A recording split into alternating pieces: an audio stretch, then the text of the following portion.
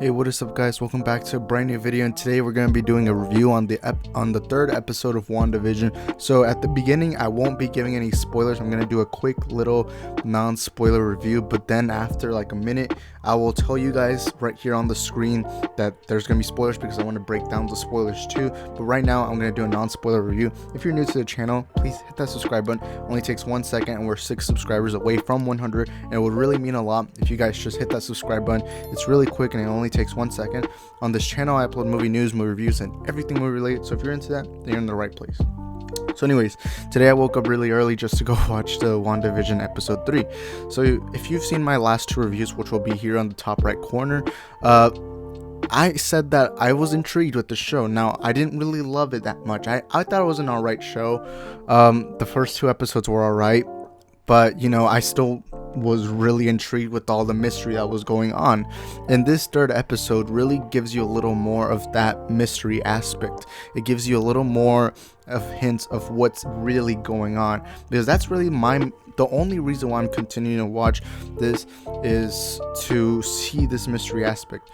I don't tend to really like watching 50s, 60s, and 70s shows. I don't watch many. And so to me, if that was the only thing WandaVision was doing, even with the great actors like Elizabeth Olsen and Paul Bettany, even with them, I wouldn't still watch it. But because of that mystery aspect, and because that this isn't just going to be a sitcom, it kind of grasps me and tells me, hey, look, you got to continue watching. In this episode, while not as funny as the first 2, I still really quite enjoyed it. I really liked the 70s vibe to it, and I don't really have too much to say about a review, but anyways, I kind of like this episode. I don't like it as much as the first 2 episodes, but I still think it was a pretty good episode. And what I like the most is that it hinted towards what really is going on. Anyways, that's gonna be it for my non-spoiler review. Now there will be spoilers, and basically there was a lot of hints here. I think the biggest hint was when I don't know what her name is, but I'm gonna put her on the screen. She mentions that Ultron had killed Pietro, aka Quicksilver.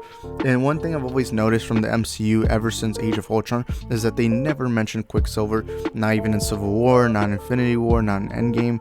Actually, I understand Endgame, and it kind of left me a bit frustrated because that's a very big emotional aspect of Wanda, and for her to never mention Pietro, it was kind of weird. But now, for the first time ever, we get a reference to him. But this one lady, she seems, when she heard Pietro's name, I feel like the reason why it woke her up was because since she's in S.W.O.R.D, she kind of knows what's happened in the world, and of course, an Avengers level threat like that, she would probably know something like that. And I feel like it kind of reminded her of what she's doing in there. And also something you notice is that all the other characters seem to be suspicious about this one character. I don't know her name, I'm sorry, but she was in Captain Marvel as a kid.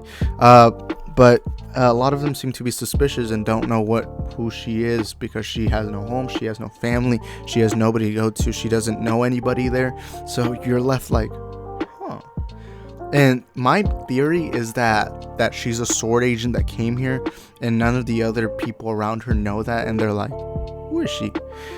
But one thing that left me big with my head being like, oh my god, was when the guy, I don't know if they gave him a name, but Agatha and the guy, he like cut like a bit of the wall fence that they have, and he seemed to almost acknowledge the fact that he knows he's not in a real world dimension. But then Agatha quickly is like, hey, don't tell him, you can't say this, you can't say what's really happening.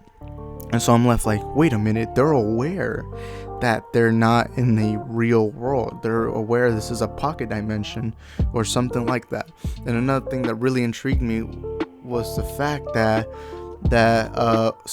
Wanda was able to kick out the one lady with the afro. And in that scene, yes, they did hint in the prior episodes that maybe Wanda's controlling this world, but in this episode, it's almost like they confirmed that, yep, this is Wanda's world, Wanda's the one that created it, she's the one who's doing it. And my little theory is that yes, Wanda is controlling this world. I do believe this is Wanda's world. However, I feel like some other form of entity took it over, and my prediction is Mephisto. The reason why I think it's Mephisto is because they've hinted at Mephisto a lot more than anybody else. They keep mentioning the devil, they keep showing the red colors, and I mean, for all those Marvel comic book fans, what other villain could they be referencing besides Mephisto? I did have a prediction that they would do Nightmare prior to watching the first episode, but now I'm more in the Mephisto time, and if they actually end up showing him, I'm gonna be really surprised. And yeah, and also in this episode, Wanda had her two kids, Bobby and Tommy, who in the comics they're known as Wicked and Speed. I don't know if they'll ever actually go that route.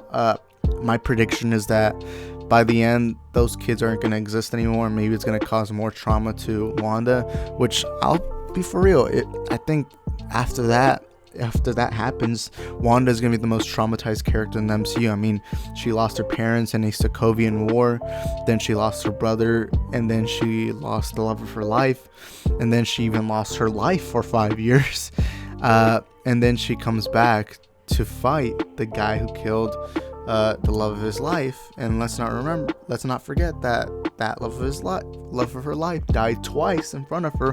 One time was her killing him in a painful manner, and now maybe having those two kids die might make her the most painful character in the MCU. And you know, I guess they're really trying to go with the House of M storyline, and if they do, great. I'm honestly hyped up. I've always believed like they've always underused Scarlet Witch in the films. Yes, they do make her seem as the most powerful, but they don't show much of it. Like in Infinity War, when she wasn't fighting with the Avengers, it was a weird. I'm like, of course you want her to be in the war. You don't want her to be in the sides. You want her to be in the war. And they even made a little joke about it, where Okoye is like, why wasn't she here the whole time? But it is what it is. Overall, I really like this episode. This episode did hint a lot more. I was surprised that we didn't get episode 4 to drop today. I actually believed that episode 4 was going to drop because I had this idea that every Friday we were going to get 2 episodes, since all of them were 30 minutes.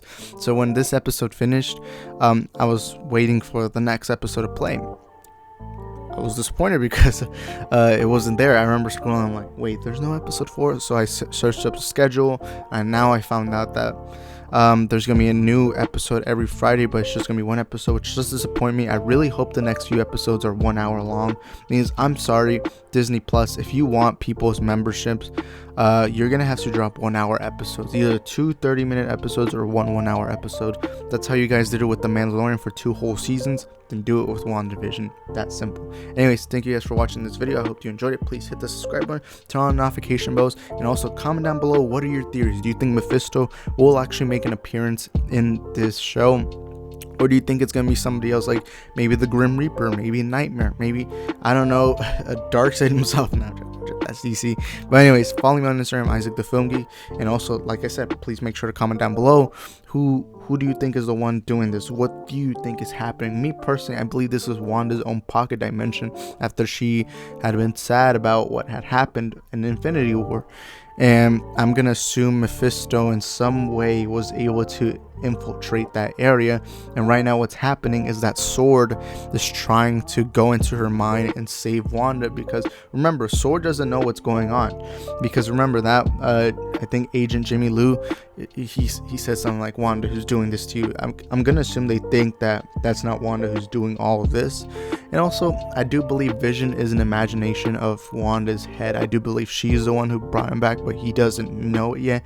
And I feel like us as the audience, we're actually looking at this in Vision's perspective. I don't think we're looking at it Wanda, because Wanda, I feel like she is very aware that she's not in the real world, while Vision, I'm gonna go ahead and assume, doesn't know at all where he's at. But anyways, that's gonna be it for today's video. Please hit the subscribe button. Like I said, we're so close to 100 subscribers. It would mean a lot if you just hit the subscribe button, turn on notification bells. We're so close to 106 more, and that's it. Thank you guys for watching. Till next time.